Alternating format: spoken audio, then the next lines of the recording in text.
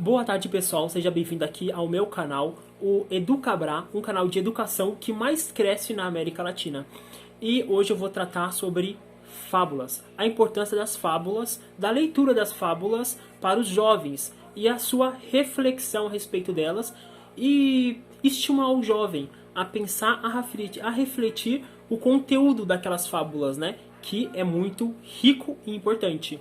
E também vou tratar de um dos nossos fabulistas mais famosos do século XVII, Jean de La Fontaine.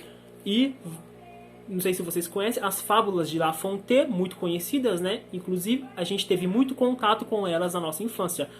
Com certeza a gente talvez não sabe o autor e etc. Mas quando eu falar algumas obras deles, com certeza vocês irão lembrar. Então, aguarda aí.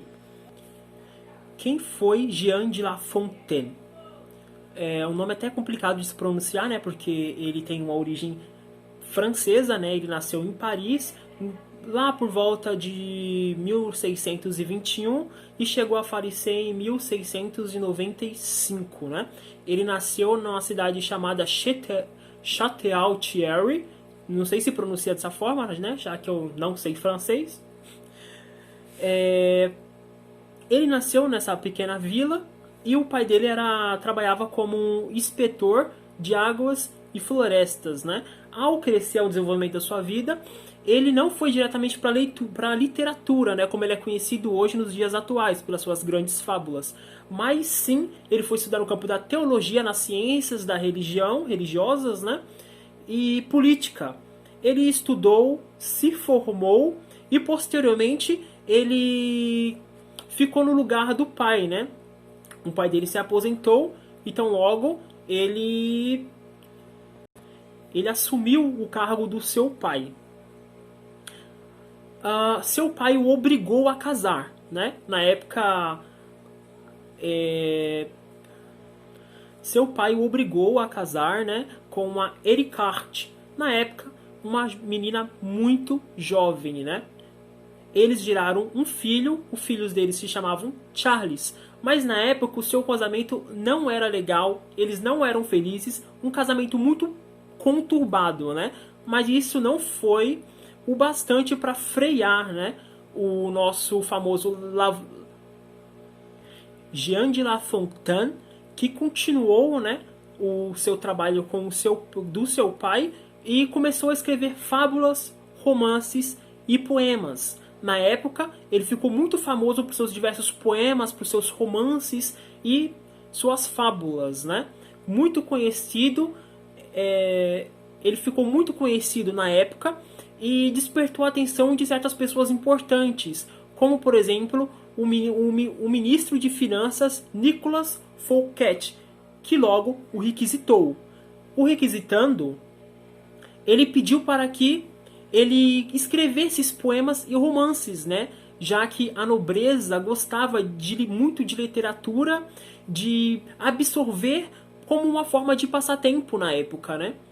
Então ele começou a trabalhar com Nicolas Fouquet, não sei pronunciar porque é uma palavra em francês, mas fez muitas obras muito importantes, inclusive ele foi muito respeitado nessa época por essas pessoas.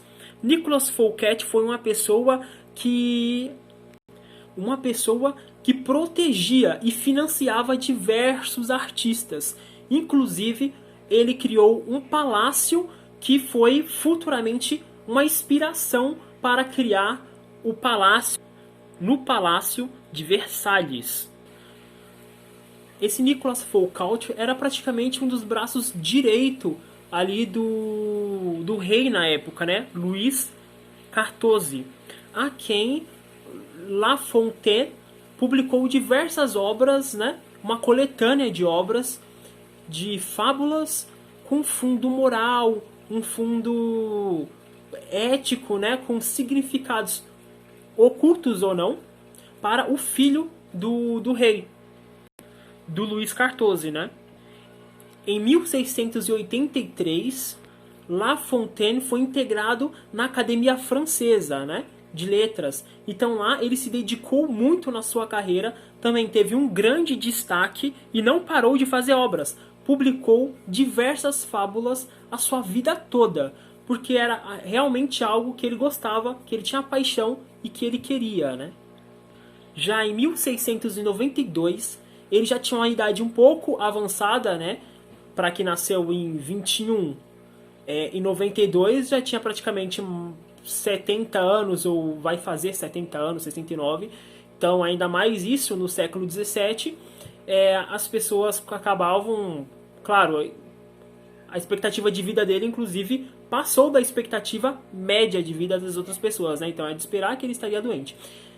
Então ele começou a ficar debilitado e em 1692 ele ficou doente, né? E a partir do momento que ele ficou doente, ele se converteu ao catolicismo. E em 1693 ele publicou as suas últimas fábulas em vida, né? É claro que depois da morte não vai postar mais fábulas, né? Mas em 1693 ele publicou as suas últimas fábulas. Suas fábulas com um fundo moral, com um fundo ético, um fundo que falava muito da estupidez humana e falava das ambições humanas, das suas emoções, de características ruins ou boas. Fábulas realmente que tem um fundo moral, um fundo que vale a pena refletir, ser refletido. Eu não sei se todos aqui do canal sabem o que definir uma fábula, mas uma fábula é geralmente uma narrativa com características humanas, sensações humanas, sentimentos humanos, né? Mas, porém, os protagonistas são animais com características humanas. Claro que os animais estão servindo praticamente como meio de protesto, né? Assim, e para deixar mais divertido, mais lúdico. Então, as fábulas, na verdade, não nasceu na Idade Média, né? Ela tem outros autores, autores gregos, né? Isso há 500 anos antes de Cristo, já formulavam diversos tipos de fábulas. Então, por que eu trago aqui La Fontaine, fábulas? Qual que é o motivo, né? Qual a razão para ler fábulas para os jovens e refletir a respeito delas? Primeiro de tudo, é porque as fábulas, com esse fundo moral, elas vão despertar diversas características, né, lúdicas, intelectuais, lógicas mesmo, e emocionais no ser humano, principalmente aqueles que estão numa fase de desenvolvimento. Então, você ler fábulas para uma criança, para um jovem, e refletir a respeito delas, tentar ali subtrair as suas nuances, as suas características, é muito importante para a criança entender ali a mensagem principal que a fábula está querendo passar. Então, você perguntar aquilo diretamente para uma criança, ela primeiramente, ao escutar a fábula, ela vai se colocar no lugar de alguém, do protagonista, e vai entender ali o que está acontecendo, o que está se passando naquela mensagem, e por meio disso a fábulas tem sua característica de trazer diversas emoções, diversos sentimentos. É muito importante então para a gente ler e refletir, e a criança ali começar a subtrair sinais, começar a subtrair mensagens importantes, reflexões sobre a sua própria vida, sobre os seus próprios atos. E isso, para a construção da mesma, será muito importante, né? Eu anotei aqui algumas fábulas de La Fontaine, de Jean de La Fontaine, né? É um nome, inclusive, difícil de pronunciar, né? Já que eu não sei francês. Mas, enfim, fica aí a minha tentativa, né? Então, essas principais fábulas que eu quis marcar foram algumas que fizeram, inclusive, muita parte da nossa infância. Quem não conhece aqui A Lebre e a Tartaruga? Fábula muito conhecida. O Homem e a Cegonha e a Raposa. O Menino e a Mula. Esse parece, inclusive, muito interessante. O Leão e o Rato. O Carvalho e o Caniço. A Raposa e a Uva. Inclusive, em falar do Leão e o Rato, até lembra esses desenhos infantis, né, que passavam muito no canal da Disney, né? Não sei por que me remeteu a esse tipo de lembrança. Mas com certeza existe diversos desenhos da Disney que deve ter muita inspiração de fábulas, de contos antigos, contos célticos, então deve ser que nos remeta mesmo a algum tipo de lembrança. Eu fiz aqui, né, uma ilustração do nosso querido La Fontaine, que inclusive vai ficar na thumb aí do vídeo. Esse é La Fontaine, com mais ou menos uns 40 anos de idade. Isso aqui é uma caricatura, né, dele feita, que inclusive é a mais popular que a gente vai encontrar quando a gente dá um search no Google. Uma coisa que é importante salientar aqui também é que a fábula ela é muito importante não somente para os sentimentos, para nossas relações sociais, para nossos questionamentos sobre a vida, mas também para nossa cognição. Por quê? Cognição nada mais é do que todo aquele montante de experiências que a gente adquire conforme a gente vai vivendo, né? Memórias, experiências, enfim, no âmbito geral.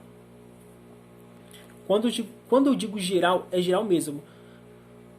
Trabalhar com a nossa memória, com a nossa linguagem, a nossa atenção, nosso foco, nossas ações executivas, que são aquelas que a tomada de decisão, né? Que é aquela que a gente para, pensa e toma uma decisão.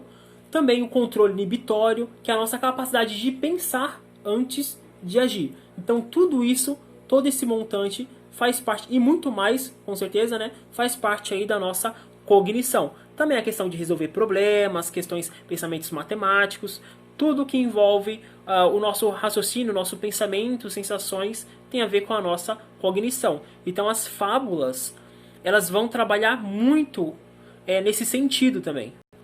Pelo simples fato de a gente pensar, ter que refletir, entender e extrair aquele sentido e trazer esse sentido para o nosso mundo. Então, se isso é importante para um adulto, imagina aqui para uma criança, né? Pessoal, muito obrigado por ter vocês aqui. Mais uma vez, vamos continuar, vamos todos juntos e Edu Cabral. Falou!